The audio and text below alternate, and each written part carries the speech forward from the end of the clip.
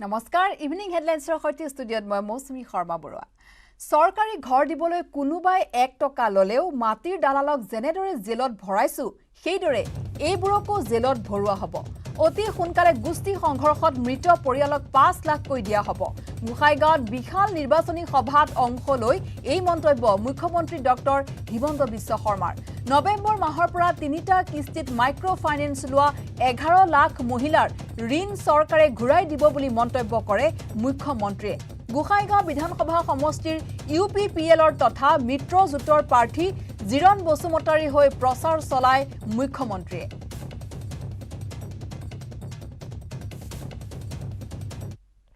যেতিয়া প্ৰধানমন্ত্ৰীৰ ঘৰ আহে আমি টকা পইচা দি ঘৰ ল'ব লাগে এতিয়া আৰু সেইবিলাক নহব কোনোবাই 1 টকা ললেও যেনেকৈ মই মাটি দালালবিলাকক জেলত বন্ধ কৰিছো তেনেকৈ এইবিলাকো জেলত আৰু এটা ডাঙৰ কাম কৰিব আমাৰ বাকী আছে আমাৰ যেতিয়া ইয়াতে সংঘৰ্ষ হৈছিল আদিবাসী কোচ ৰাজবংশী বিভিন্ন জাতি উপজাতিৰ মানুহ ৰিলিফ কেম্পত আছিলে ৰিহেবিলিটেশ্যন হোৱা নাছিলে এই যিটো পুনৰ্বাসৰ কাম বাকী আছিলে আমাৰ চৰকাৰৰ দিনত প্ৰত্যেকটো আদিবাসী কোচ ৰাজবংশী আমাৰ বড়ো যিমান পৰিয়াল সেই সংঘৰ্ষসমূহত ক্ষতিগ্ৰস্ত হৈছিল সকলোকে আমি পুনৰ সংস্থাপন কৰিম এই সিদ্ধান্ত আমি লৈছো সকলো পৰিয়ালক চৰকাৰে 5 লাখ কৈ টকা দিব যিসকলে সেই সংঘৰ্ষৰ সময়ত মৃত্যুবৰণ কৰিছে এতিয়া অহা নৱেম্বৰ মাহৰ পৰা আমি 3টা পৰ্যায়ত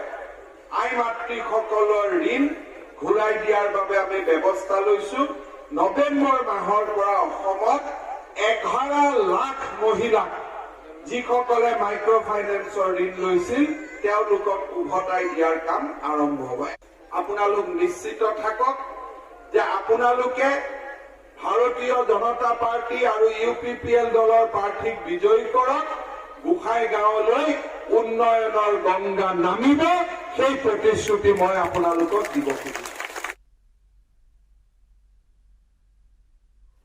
কৰোনাৰ বিৰুদ্ধে চলি থকা টিকাকৰণৰ অভিযানে উত্তৰাখণ্ডত গঢ়িলে অভিলেখ উত্তৰাখণ্ড এতিয়া সেই ৰাজ্যসমূহৰ ভিতৰত অন্যতম য'ত 100% লোককে কোভিডৰ টিকাৰ প্ৰথম পালি ড'জ প্ৰদান কৰা হৈছে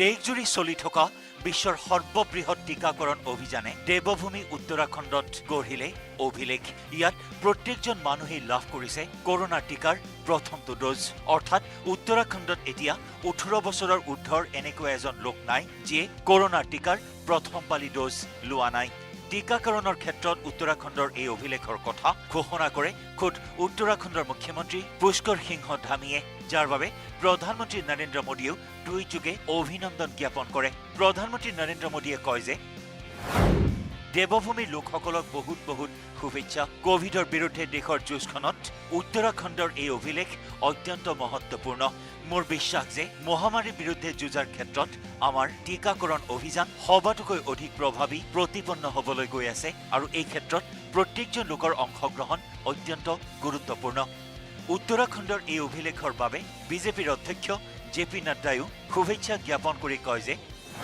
উত্তৰাখণ্ডৰ প্ৰত্যেকজন যোগ্য নাগৰিকক ভেকচিনৰ প্ৰথম পালি ড'জ দিয়া হৈছে মই এই উপলব্ধিৰ বাবে সকলো লোকৰ লগতে স্বাস্থ্যকৰ্মী আৰু উত্তৰাখণ্ড চৰকাৰক অভিনন্দন জ্ঞাপন কৰিছো প্ৰধানমন্ত্ৰী মোদীৰ নেতৃত্বত ভাৰতবৰ্ষত বিশ্বৰ সৰ্ববৃহৎ আৰু তীব্ৰবেগী টিকাকৰণ অভিযান অব্যাহত আছে উত্তৰাখণ্ডৰ ধামী চৰকাৰে প্ৰত্যেকজন যোগ্য লোককে ডিচেম্বৰৰ ভিতৰত প্ৰথম পালি টিকা দিয়াৰ লক্ষ্য নিৰ্ধাৰণ কৰিছিল কিন্তু এই কাৰ্য সময়ৰ পূৰ্বেই সম্পূৰ্ণ হৈ উঠিল আপোনালোকক কওঁ যে উত্তৰাখণ্ডৰ পূৰ্বে দেশৰ বহুকেইখন ৰাজ্যত কৰোনাৰ টিকাৰ প্ৰথম পালি ড'জ 100% প্ৰদান কৰা হৈছিল যিসমূহ ৰাজ্যই এই অভিলেখ সৃষ্টি কৰিছে সেইসমূহ ৰাজ্যৰ ভিতৰত হিমাচল প্ৰদেশ ছিকিম গোৱা কেন্দ্ৰীয় শাসিত প্ৰদেশ দাদৰ নগৰ হাভেলী লাডাখ আৰু চণ্ডীগড় অন্তৰ্ভুক্ত টিকাই হ'ল সঞ্জীৱনী ইয়াৰ গুৰুত্বৰ উপলব্ধি উত্তৰাখণ্ডৰ মানুহে বুজি উঠে আৰু এইবাবেই উত্তৰাখণ্ড সেইসমূহ ৰাজ্যত চামিল হ'ল য'ত প্ৰতিজন যোগ্য লোককেই কৰোনা টীকাৰ প্ৰথম পালি ড'জ প্ৰদান কৰা হৈছে। কৰোনাৰ আতংকৰ মাজতে আপুনিও টীকাৰ 2টা ড'জেই অৱশ্যেই গ্ৰহণ কৰক আৰু আনকো ইয়াৰ বাবে প্ৰেৰিত কৰক। Bureau report, news 18 network.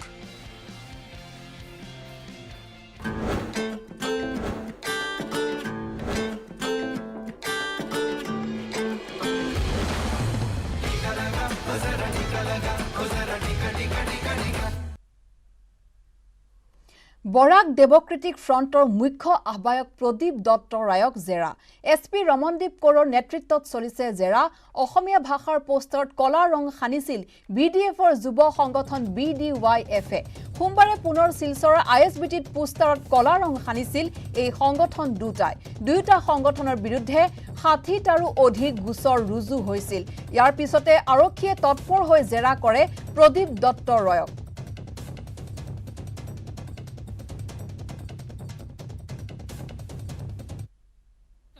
কি হল সব ডিটেইলস বিলাক লবৰ কাৰণে খবৰ লবৰ কাৰণে কাৰণ আমাৰ প্ৰগ্ৰামটো আছিল BDYF বৰাক ডেমক্ৰেটিক ইউথ ফ্ৰণ্টৰ বৰাক ডেমক্ৰেটিক ইউথ ফ্ৰণ্টৰ গতিকে SP আমাৰ পৰা ডিটেইল জানি লৈছে তো আমি আমাৰ প্ৰগ্ৰাম যেটো BDYFৰ প্ৰগ্ৰাম আছিল প্ৰটেষ্ট কৰাৰ কাৰণে কিন্তু কালি দিয়াৰ প্ৰগ্ৰামটো আমাৰ নাছিলে গতিকে কোনবাই কালি দিছে না দিছে এইটো আমি নাজানো এইটো আমি SP কৈছো গতিকে SP আমাক সহায় বিচাৰিছে যে তাক সহায় কৰিব লাগে এনকোয়াৰি কোনে কৰিছে এইটো চাব লাগে SP মোক মাতিছিলে তো মাতি পালে সব ডিটেইলছটো লৈছে আৰু বেলেগ একো নাই গতিকে আমি কোনো বেয়া পোৱা নাই আমাক চাহ পানী খুৱাইছে গতিকে বাকি সব ঠিকে আছে যিবিলাকে খালি লাগাইছে এইটো আপোনাৰ সংগ্ৰহৰ মানুহ হয় নেকি নহয় এইটো আমি আজি ষ্টেটমেন্ট দিছো এইটো আমাৰ অৰ্গানাইজেশ্যন তাতে যোৱাৰ আগতেই কালি দিয়া হৈছিলে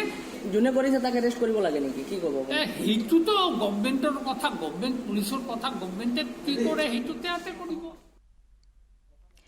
ইফালে শিলচৰত পুনৰ অসমীয়া পোষ্টাৰত কলা ৰং সানিলে বাঙালী সংগঠনে পুনৰ BDYF আৰু সাৰা বাঙালী ছাত্ৰ সন্থাই সংগঠিত কৰিলে এই কাণ্ড শিলচৰৰ ৰামনগৰস্থিত ISBTৰ সমীপৰ পোষ্টাৰত কলা ৰং সানিলে সংগঠন দুটাই দেওবাৰে ৰেল ষ্টেচনৰ সমীপত কলা ৰং সানিছিল দুই বাঙালী সংগঠনে ঘটনাৰ পিছতে দুই সংগঠনৰ বিৰুদ্ধে গোচৰ তৰিলে কাছাৰ জিলা প্ৰশাসনে ইতিমধ্যে দুই সংগঠনৰ বিৰুদ্ধে 60খনৰো অধিক এজাহাৰ দাখিল কৰিছে বিভিন্ন দল সংগঠনে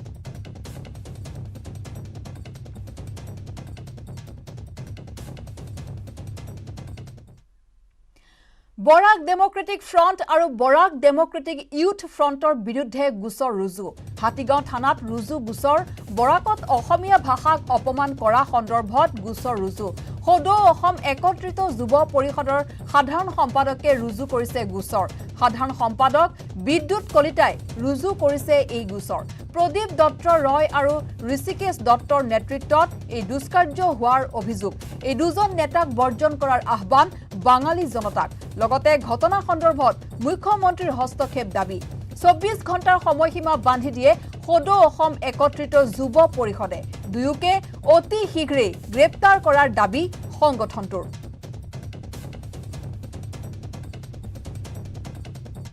ডেমক্ৰেটিক ফ্ৰণ্ট আৰু বৰাক ডেমক্ৰেটিক ইউথ ফ্ৰণ্ট এই যি দুটা তথাকথিত যে নতুনকৈ সংগঠন হৈছে প্ৰদীপ দত্ত ৰয় আৰু ঋষিকেশ দত্ত মুখ্য আহ্বায়ক প্ৰদীপ দত্ত ৰয় আৰু আহ্বায়ক ঋষিকেশ দত্ত তেওঁলোকৰ আচলতে তত্বাৱধানত এই যি দুষ্কাৰ্যটো হ'ল বৰাকত যি শিলচৰ চহৰৰ ষ্টেচনত যি অসমীয়া যিখন ফলকত ক'লাৰ ৰং সানি অসমীয়া ভাষাক যি অসন্মান কৰা হ'ল তাৰ বিৰুদ্ধে আজি সদৌ অসম একত্ৰিত যুৱ পৰিষদৰ ফালৰ পৰা আমি হাতীগাঁও থানাত এই বৰাক ডেমক্ৰেটিক ফ্ৰণ্ট আৰু বৰাক ডেমক্ৰেটিক ইউথ ফ্ৰণ্টৰ বিৰুদ্ধে এখন গোচৰ ৰুজু কৰিছে এইটো সঁচাকৈ দুৰ্ভাগ্যজনক কথা মুখ্যমন্ত্ৰী ডাঙৰীৰ হস্তক্ষেপ বাৰে বাৰে আমি বিচাৰিছোঁ যিহেতু যিহেতুকে গৃহ বিভাগত আছে প্ৰদীপ দত্ত ৰয় ঋষিকেশ দত্ত BDF আৰু BDYFৰ যিবোৰ আছে তেওঁলোকক আচলতে গ্ৰেপ্তাৰ কৰিব লাগে যদি চেয়াৰমেন আদিক শ্বহীদক অপমান কৰাৰ কাৰণে গ্ৰেপ্তাৰ কৰিব পাৰে যদি উচ্ছেদ কৰিব পাৰে তেতিয়াহ'লে অসমীয়া ভাষাক যে ক'লা ৰং সানি মচি দিয়া হৈছে তেওঁলোকক কিয় গ্ৰেপ্তাৰ কৰিব নোৱাৰে সেইটো কিন্তু আমি প্ৰশ্ন হৈ থাকিব। আমি বিচাৰিম যে আমাৰ যিটো ডাইনামিক মুখ্যমন্ত্ৰী বুলি সকলোৱে কয়, সেই ডাইনামিক মুখ্যমন্ত্ৰীৰ যি দক্ষতা প্ৰতিটো সময়ত দেখাইছে, এইটো ঘটনাটো তেখেতে নিজৰ দক্ষতা দেখাব বুলি আমি আশাবাদী। ইফালে বিভান্তাত পাৰ্টি দিয়া পংকজ সাধনীদাৰৰ প্ৰতিক্ৰিয়া। আৰক্ষীক সম্পূৰ্ণ সহযোগ কৰা বুলি মন্তব্য সাধনীদাৰৰ। বৰ্তমান গুৱাহাটীৰ ঘৰতে আছে পংকজ সাধনীদাৰ। বিভান্তাত পাৰ্টি দিয়া পংকজ সাধনীদাৰৰ প্ৰতিক্ৰিয়া। আৰক্ষীক সম্পূৰ্ণ সহযোগ কৰা বুলি মন্তব্য সাধনীদাৰৰ। বৰ্তমান গুৱাহাটীৰ ঘৰতে আছে পংকজ সাধনীদাৰ। 1 অক্টোবৰত মোৰ ছোৱালীৰ যোনটো বাৰ্থডে পাৰ্টি আছিলে, বাৰ্থডে পাৰ্টিটোৰ পিছত কিছুমান কথা মই সংবাদ মাধ্যমৰ জৰিয়তে গম পাইছোঁ। কিছুমান এলিগেশ্যন এনেকুৱা ধৰণৰ আহিছে যে মোক দিছপুৰ পুলিচ ষ্টেচনৰ পৰা মতা হৈছিলে, মতাৰ পিছতো মই তাত প্ৰেজেণ্ট থকা নাই। কিন্তু সেইটো নিউজ সঁচা নহয় একচুৱেলি, কাৰণ মোক তেওঁলোকে যেতিয়াই বিচাৰিছে, যেনেধৰণৰ ইনফৰ্মেশ্যন বিচাৰিছে, মই গোটেইখিনি প্ৰভাইড কৰিছোঁ। এইটো মোৰ গুৱাহাটী ঘৰ, মই গুৱাহাটী ঘৰতে প্ৰেজেণ্ট আছোঁ, মই ক'তো বাহিৰত যোৱা নাই। মই এনেকুৱা কোনো ক্ৰাইম কৰা নাই যে মই গুৱাহাটীৰ পৰা বাহিৰত থাকিব লাগিব বা আত্মগোপন কৰি থাকিব লাগিব, তেনেকুৱা ধৰণৰ মই কোনো ক্ৰাইম কৰা নাই।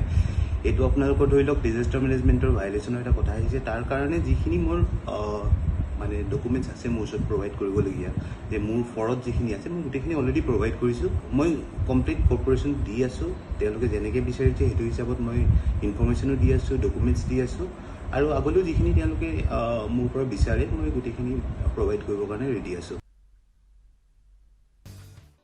नमस्कार, इस बुलेटिन में आपका स्वागत है। आगे बढ़ने से पहले सुर्खियों पर एक नजर डाल लेते हैं। विदेश मंत्री डॉक्टर एस जयशंकर ने वीडियो कॉन्फ्रेंसिंग के जरिए इजराइल, अमेरिका और यूएई के अपने समकक्षों के साथ की बैठक। आर्थिक विकास और वैश्विक मुद्दों पर मिलकर काम करने पर जोर। 4 दिनों की इजराइल यात्रा पर है विदेश मंत्री।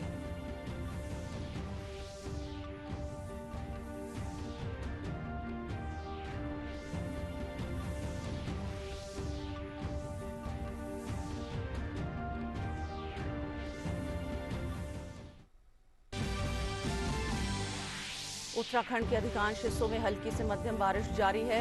कुछ जिलों में एहतियात के तौर पर स्कूल बंद कर दिए गए हैं। एनडीआरएफ सतर्क।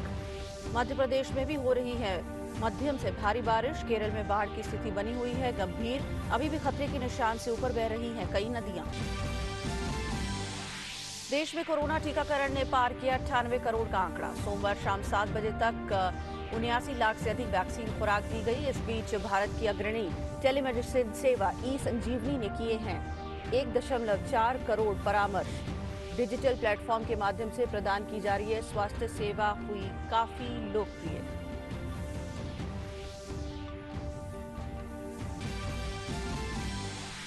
नाइजीरिया के उत्तरी राज्य सोकोतो में एक गांव पर हुए हमले में कम से कम 43 लोगों की मौत। डाकुओं के गोरोनियों पर हमले की पुलिस ने की पुष्टि।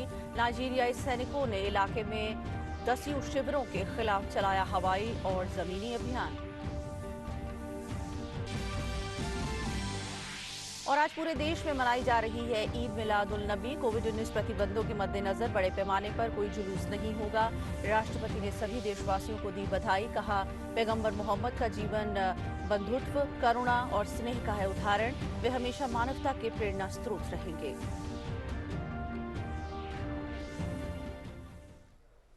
और सभी खबरें अब विस्तार से ले लेते हैं। विदेश मंत्री डॉक्टर एस जयशंकर ने इजराइल के विदेश मंत्री यायर लपिड, अमेरिका के विदेश मंत्री एंटनी ब्लिंकन और संयुक्त अरब अमीरात के विदेश मंत्री के साथ वीडियो कॉन्फ्रेंस के जरिए बैठक की। बैठक में विदेश मंत्रियों ने आर्थिक विकास और वैश्विक मुद्दों पर मिलकर काम करने पर चर्चा की। साथ ही नेताओं ने सहमति के विषयों पर भी विस्तार से चर्चा की।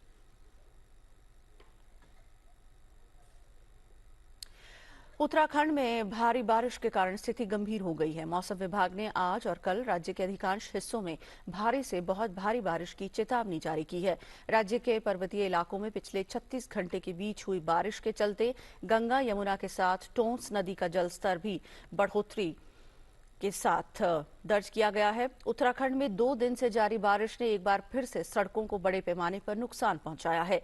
प्रदेश में 5 राष्ट्रीय राजमार्ग, 7 स्टेट हाईवे सहित सैकड़ों ग्रामीण मोटर मार्ग बाधित हो गए हैं। मुख्यमंत्री पुष्कर सिंह धामी ने शीघ्र सड़कों को खोलने के निर्देश जारी किए हैं। राज्य आपदा प्रबंधन विभाग प्रदेश के हालात पर बराबर नजर बनाए हुए हैं। मुख्यमंत्री पुष्कर सिंह धामी भी आपदा की स्थिति से निपटने के लिए खुद कमान संभाले हुए हैं। उन्होंने देहरादून में कंट्रोल रूम का दौरा किया। इसके बाद पौड़ी के जिलाधिकारी और रुद्रप्रयाग के जिला प्रशासन से बात की।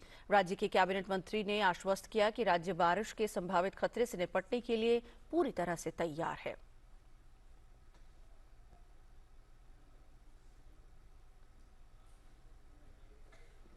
वहीं मध्य प्रदेश के अधिकतर हिस्सों में बारिश जारी है। मौसम विभाग के अनुसार अगले कुछ दिनों तक और बारिश होने की संभावना है।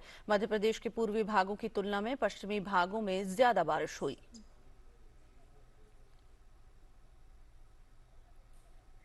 दूसरी ओर देश के दक्षिणी राज्य केरल में हो रही जबरदस्त बारिश से नदियों, तालाबों का जलस्तर बढ़ने के कारण 10 बांधों के लिए रेड अलर्ट जारी किया गया है।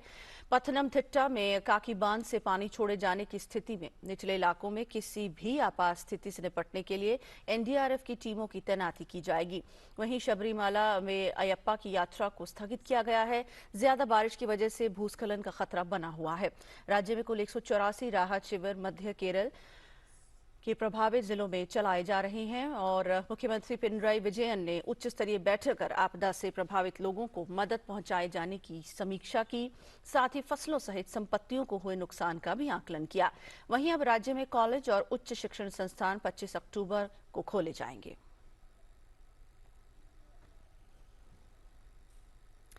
देश में कोरोना के खिलाफ टीकाकरण अभियान में एक नई उपलब्धि हासिल हुई है। देश में अब तक 98 करोड़ से अधिक टीकों की खुराकें दी जा चुकी हैं। स्वास्थ्य मंत्रालय के अनुसार टीकाकरण के 276वें दिन शाम 7 बजे तक 79,74,000 से अधिक वैक्सीन की डोज लगाई गई।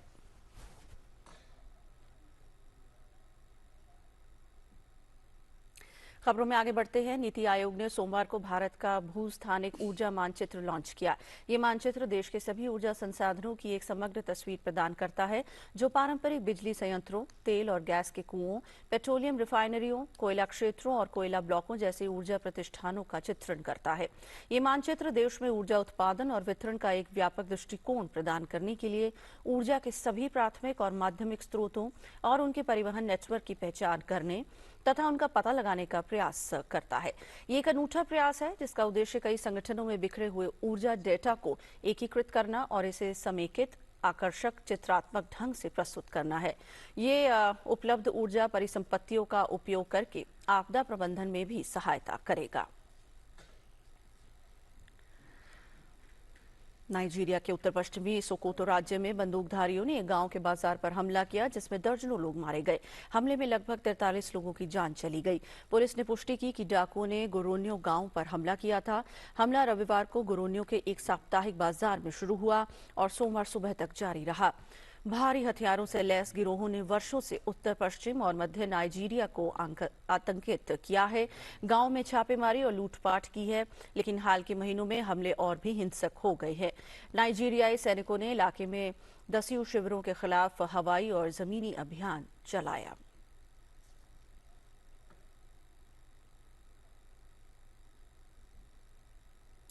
पूरे देश में ईद मिलाद उन नबी उत्साह के साथ मनाया जा रहा है। ईद मिलाद उन नबी पैगंबर मोहम्मद के जन्मदिन के उपलक्ष्य में मनाया जाता है।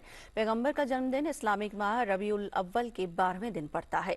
राष्ट्रपति और उपराष्ट्रपति ने इस अवसर पर बधाई दी देशवासियों को और कहा कि ईद मिलाद उन नबी की बधाई देते हुए सभी को शुभकामनाएं भी दी। अधिकांश स्थानों पर कोविड-19 प्रतिबंधों के मद्देनजर बड़े पैमाने पर मिलाद जुलूस नहीं निकाला जाएगा। हालांकि कोविड मानदंडों और दिशा निर्देशों का पालन करते हुए मिलाद महफिल्स और सीरत मजलिस के आयोजन होंगे।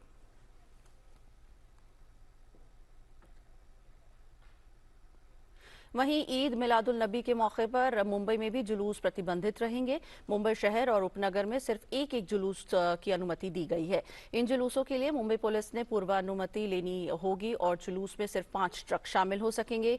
प्रत्येक ट्रक में 5 लोगों के सवार होने की ही अनुमति होगी।